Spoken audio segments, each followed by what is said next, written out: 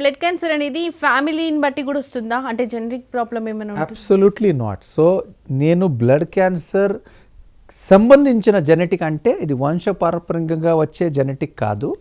So మన శరీరంలో everything in the body is controlled by genetics, our genetic makeup. So ఎవరికైతే ఈ genetic మార్పు వచ్చి దానివల్ల క్యాన్సర్ ఉత్పత్తి అవుతుంది.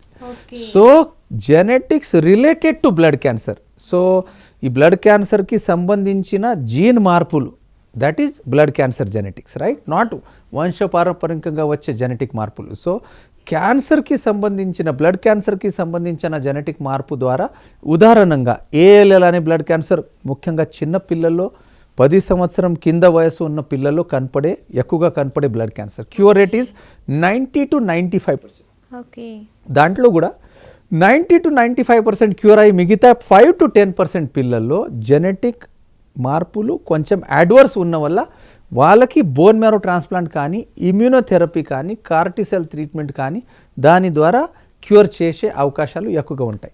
సో మిగతా 90 to 95% పిల్లలు వచ్చే ALL క్యాన్సర్లో they fall into good risk genetic, అంటే జెనెటిక్ మార్పులు ఓన్లీ కీమోథెరపీ ద్వారా క్యూర్ అయ్యే జెనెటిక్ మార్పులు. అదేవిధంగా AML బ్లడ్ క్యాన్సర్లో 80 to 90% AML బ్లడ్ క్యాన్సర్లో జెనెటిక్ మార్పులు గుడ్ రిస్క్ ఉండవు. సో గుడ్ రిస్క్ ఉన్న వాళ్ళు 10 to 20% ఓన్లీ కీమోథెరపీతో నయం చేసుకోవచ్చు.